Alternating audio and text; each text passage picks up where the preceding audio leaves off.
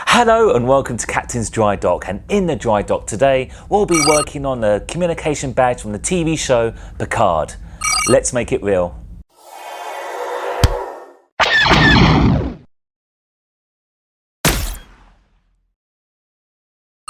One of the most challenging issues I had was to find accurate research.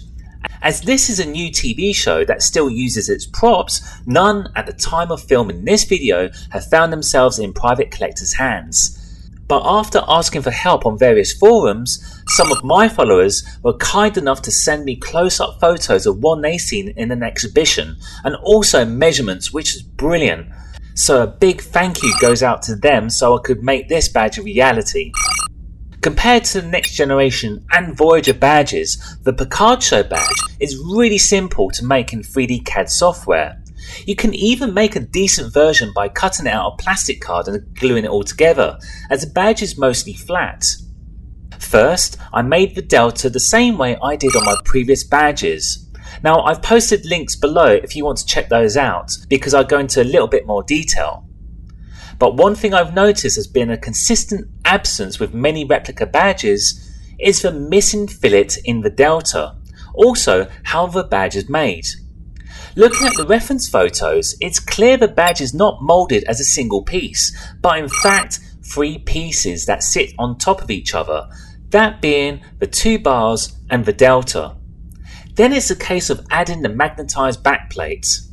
Now, I don't know how the studio attached their badges, as the photos aren't that clear, but I designed my one so it wouldn't damage any prize cosplay uniforms by not incorporating pins, which would damage the material. I'm really happy how this turned out. Once 3D printed, I made a mould and then cast it in resin. By the way, I have a separate video on how to make a mould and cast on this channel, and I've included the link below if you ever like to know how. Released from the mould, the cast needed the back sanded down to make perfectly flat using wet and dry paper with water to prevent it from clogging up. However, I had to be careful not to sand too much, as each part had to be around 3mm thick. Now I could just stick everything together lining by eye, but the better way of doing it is designing a jig based on the actual badge sketch and 3D print it. This is something that would hold everything exactly where it should be as I glue it together. But later I found on my first try it wasn't good enough, so I had to add a fence to keep the delta in place as well, and it worked fantastically. Okay, so what am I doing with a box of baby wipes on my table? Well, essentially I do have a baby, but this is an empty box, okay? But I repurposed this to be an oven. Now, if you are a maker or model maker or whatever you like to call yourself, this is a great tip for you, and you've been there, where you've painted something and it just doesn't dry quick enough and you end up ruining it. Well, this is a great tip I actually got from Adam Savage's Tested channel. Now, essentially you need to control your environment. Now, I live in the UK, it's not often that warm, it's a bit cold damp, so it takes forever for anything to dry unless I put it into an airing cupboard. But what you can do is make your own little environment, which is an oven. An oven essentially is a box which has hot air blown into it, it circulates, and anything else in there with it will warm up as well, which is what you want to do with paint such as acrylic paint, and that will dry really quickly. Now all you need to do is get yourself a box which is big enough not just for the object but also enough for the air to circulate. Make sure obviously the product isn't in there at all. Go to the side, cut out a hole and get yourself one of these. Yep, I know, this is actually my girlfriend's. I took it from my drawer and I will give it back.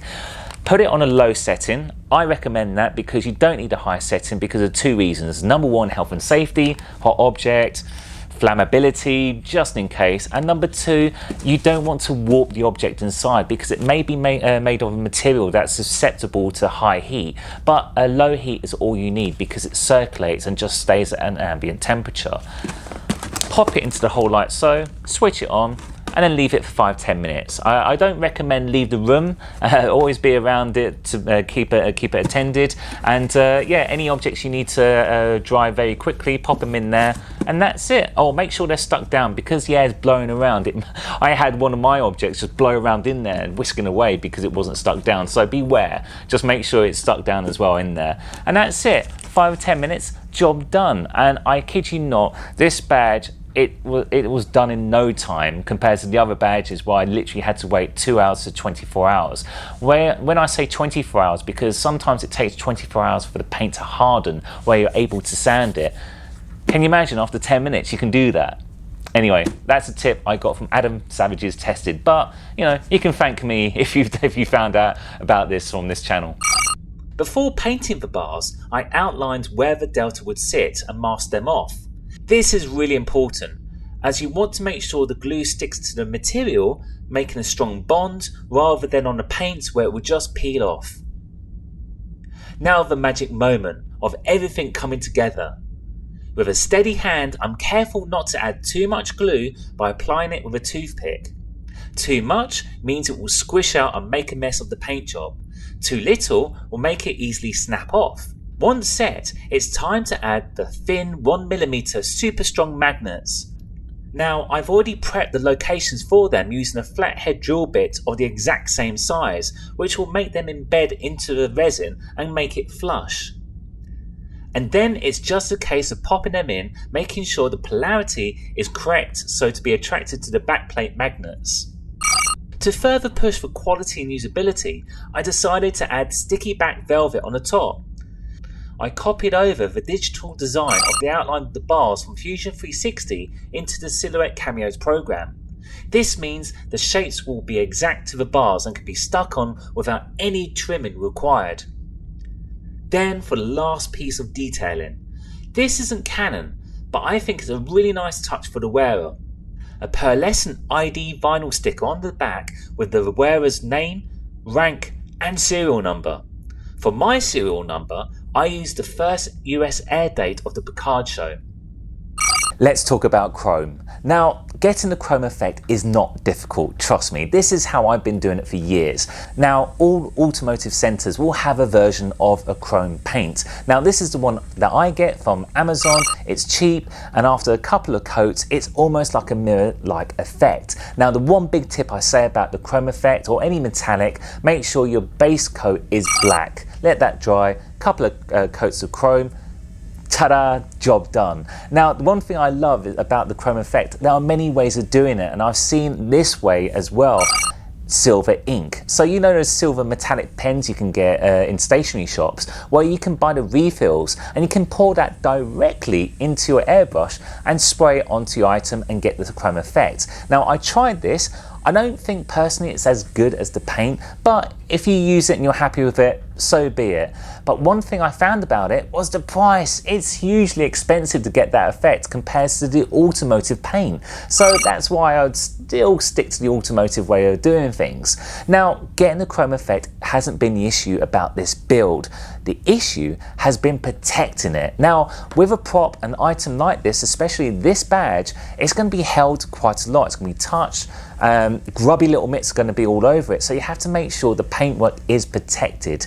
Now, with chrome, if anyone's used the chrome effect before, you will all know how it tarnishes very quickly. It's not meant to be really touched by hands. And when you use lacquer or a varnish, it kills the effect. I don't know why. It doesn't make it a silver shade, it makes it grey. Yeah, I know. So the effort is trying to find a way of protecting the chrome effect without killing the chrome itself. Now, I went online, I went on plenty of forums, and I was advised to use this, Alclad 2. Now, this is from the States. It's alcohol based, but when you use it, you have to make sure that the PSI of your compressor is between 10 and 12. And then you just give 1, maximum 2 coats of dusting over the top of your chrome. And it does work to a point. It does dull the chrome ever so slightly, but it does work. However, I wanted to test this out because this is something I was going to make, I was going to wear, I was going to make it for friends as well, and I wanted them to actually have it still shiny by the end of the day. So what I did, I wore the badge all day and handled it, touched it, and by the end of the day, it did eventually tarnish because essentially it's just 2 light dustings of this alcohol-based lacquer, and it's not up to a prop such as a badge that's going to be handled. That's my own experience. If you've got a different experience, please put down a comment down below or a link to a video because I'd like to try it out again one day. anything to do with props is a balance between effects and functionality. Now, it's got to look right, but yet it's got to be able to be used in regards to being able to be handled and touched by the actor or anyone who's wearing it or using it. Now, it wasn't going to work with the chrome paint without the lacquer, so I had to find an alternative. So the alternative was the aluminium silver that I use for my Voyager and TNG badges, which is great because it keeps with the family and still doesn't look too bad. It still looks pretty good because the actual surface area isn't that large. It's really thin, the delta all the way around. You don't really notice if it's aluminium silver or chrome so much unless you put them together.